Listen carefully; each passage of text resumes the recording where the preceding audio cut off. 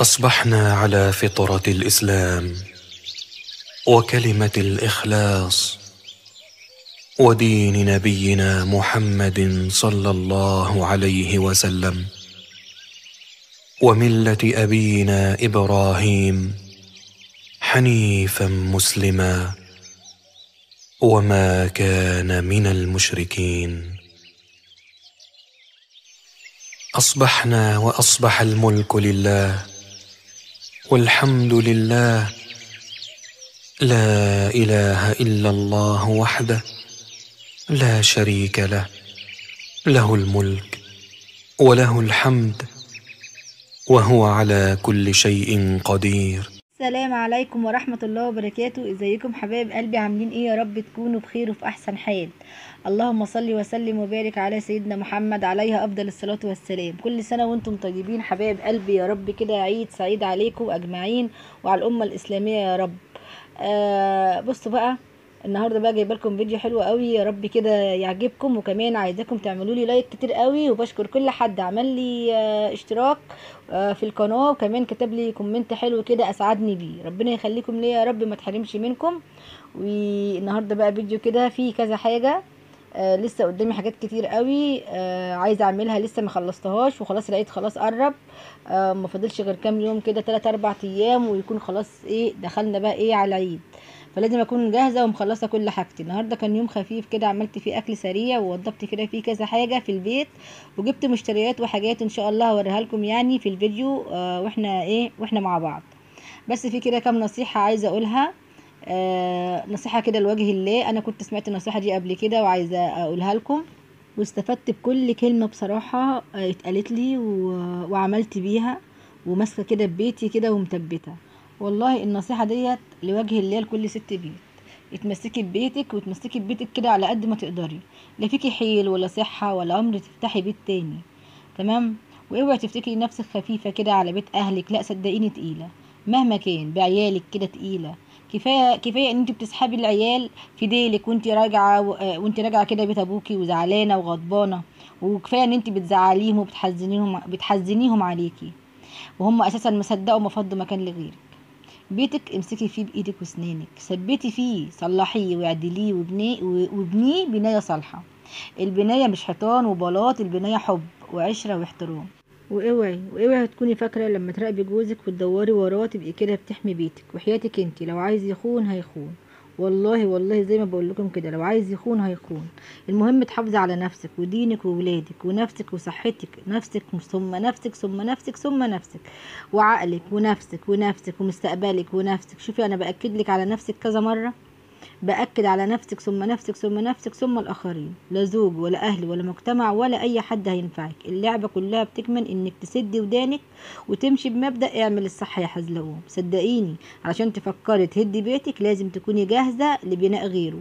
معاكي فلوس، عندك وظيفه، قادره تحمي نفسك وتقفي في وش التيار، هتربي ولادك لوحدك. صدقيني هتربي لوحدك.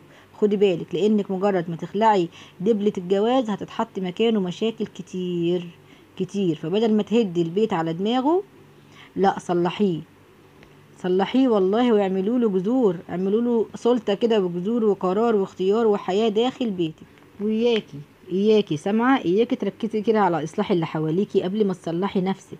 صدقيني صلحي نفسك الاول وبصي للي حواليكي، شوفي الناقص عندك فين وكمليه.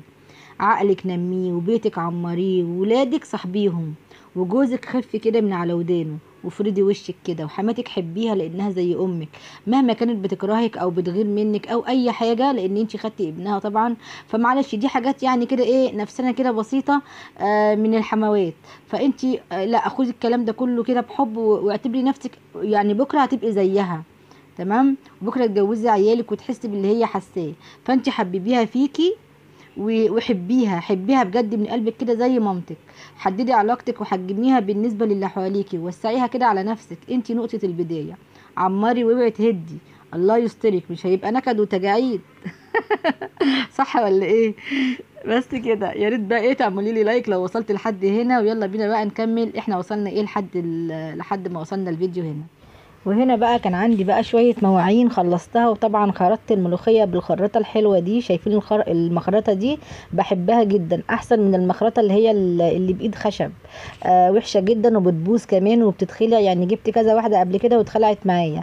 بصراحة ديت اللي عايشة معايا بقالها سنين اهيت، زي ما هي والله العظيم تحفة تحفة بجد، وان شاء الله تفضل معايا كده طول العمر.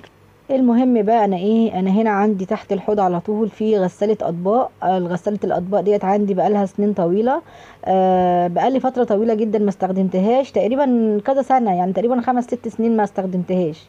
فانا بستخدمها كده، يعني ايه، حط عليها مشمع تقيل ومغطياها كويس قوي، وبحط كده عليها مثلا غطيان الحلل تتصفى، حلل صغننه كده هو تتصفى يعني.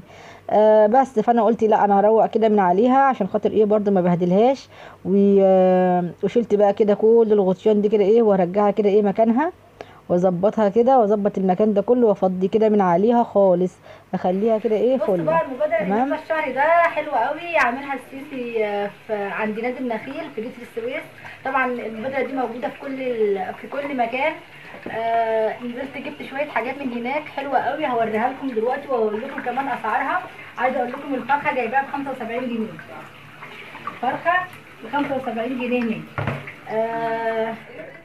وكمان علبه الجبنه النص كيلو ب 24 جنيه. طبعا احنا هنا سفاحين جبنه، عيالي بيحبوا الجبنه جدا، فالجبنه طبعا انتوا عارفين غليت وبقت ب 30 جنيه نص كيلو، فجبت نص كيلو من هناك اهي، علبه جبنه اهي. طبعا انا هوريكم كل المشتريات اللي انا جبتها بره، هفرجكم عليها واقول لكم كمان الاسعار بتاعتها. حلوه جدا يا جماعه، لو كنتوا لسه ما نزلتوش وجبتوا الحاجات ديت، حاجات البيت، لا انزلوا شوفوها، اسعارها حلوه جدا وتناسب اي حد. بجد الاسعار دي كانت فين من زمان يعني، اخيرا جبنا فرخه 75 جنيه. فجبت طبعا كام فرخه كده عشان خاطر افرزها يعني وكده. هم طبعا مجمدين، الفراخ مجمده بس حلوه قوي يعني، الكل عمال يشكر فيها جامد، والناس اللي اشترت منها نزلوا تاني برضه عشان يجيبوا فراخ تاني من هناك. فيا رب كده فعلا كده يكون خير كده علينا الايام الجايه باذن الله وعلى الناس كلها يا رب. نزلت جازيل ماركت لاني سمعت ان الاسعار هناك حلوه جدا جدا، الاسعار بتاعت زمان يا جماعه، الفراخ الرخيصه واللحمه بتاعت اسعار زمان. نزلت بقى اشوف الدنيا ايه، لقيت طبعا الفراخ المجمده هناك الفرخه ب 75 جنيه، الفرخه ب 75 جنيه. طبعا بكره في مبادره اساسا كمان، مبادره حلوه جدا. بيقولوا كمان ان الاسعار ارخص من كده، يعني ازازه الزيت اهي، طبعا ازازه الزيت في كل حته ب 50 جنيه، جبتها من هناك ب 40 جنيه. جبت ازازتين بس لان كنت نازله، طبعا ما كنتش عامله حسابي، قلت انزل اشوف الدنيا ايه والاسعار، فجبت ازازتين بس. طبعا بكره هنزل بقى في المبادره واشوف الدنيا ايه والاسعار هتبقى عامله ازاي، لان بكره بيقولوا الاسعار هتبقى ضرب نار جامد يعني، اسعار ارخص من كده كمان. طبعا علبه الجبنه احنا مدمنين جبنه، علبه الجبنه جايباها ب 24 جنيه، ب 24 جنيه هناك. طبعا علبه الجبنه النص كيلو في اي مكان ب 30 جنيه، صح ولا ايه؟ اهي نص كيلو ب 24 جنيه. فطبعا برضو ما كنتش عامله حسابي اصلا في الفلوس، فجبت شويه حاجات كده، الحاجات المهمه قوي اللي ايه، اللي ما صدقت ما لقيت اسعارها نزلت جامد. فجبت طبعا 4 فرخات، جبت 4 فرخات، الفرخه ب 75 جنيه. في هناك وراك، بس المدير اللي هو هناك قال لي خدي فرخه احسن، اسمها فرخه كامله بدل ما تاخدي وراك بس. فلقيت فعلا كلامه صح، ولقيت ان الوراك ب 118، فقال لي لا خدي الفرخه ب 75 احسن لك، يعني على اساس ان انت تاخدي فرخه كامله على بعض. هنا بقى جبت كمان اللحمه المفرومه، كيلو اللحمه المفرومه ب 175 جنيه، كيلو اللحمه المفرومه ب 175.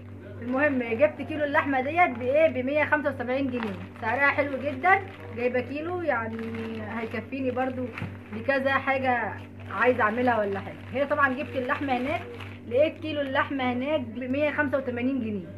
بصوا بقى، وموزه، واخدين بالكم اللحمه الموزه هناك ب 185 جنيه.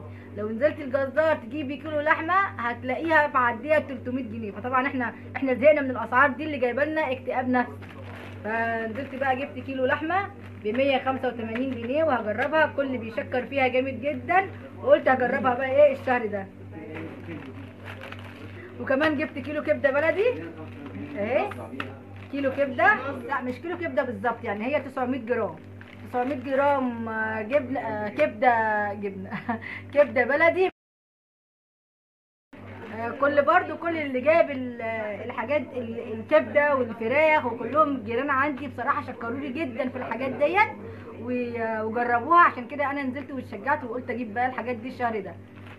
بس فانتوا انزلوا بقى وشوفوا الدنيا ايه والاسعار، وشوفوا ايه اللي انتوا عايزين تجيبوه وايه اللي انتوا مش عايزين تجيبوه، فبراحتكم بقى. عندكم طبعا ازازه الزيت في كل حته ب50، هتقع ب40 جنيه، احسن لكم واوفر طبعا. فاكيد جزيل ماركت ده موجود في كل مكان، يعني هو موجود عندنا هنا، عامل زي كاننا في عيد، يعني كانه هايبر كبير قوي ومكان حلو يعني. بصراحه لقيت هناك على الاسعار. بس كده. ونسيت اقول لكم ان انا جبت برضو بطيخه اهي. البطيخه ديت اللي هو البطيخ الاصفر ده ب75 جنيه كان الكيلو. كيلو البطيخ كان ب17 جنيه تقريبا، 17 ونص، مش عارفه، مش فاكره بالظبط. بس المهم يعني كانت قطعه يعني 4 كيلو ونص ب75 جنيه. تمام. طعمها مسكر قوي على فكرة، حلوة جدا جدا. بس بصراحة انا مش هكررها تاني، يعني لان انا بخاف من البطيخ اللي هو المتهجن ده.